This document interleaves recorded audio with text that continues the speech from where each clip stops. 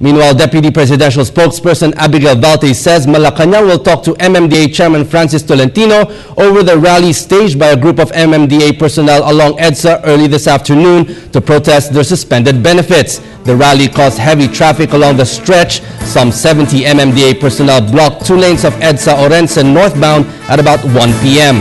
The vehicular traffic extended all the way to Tramo in Pasay City.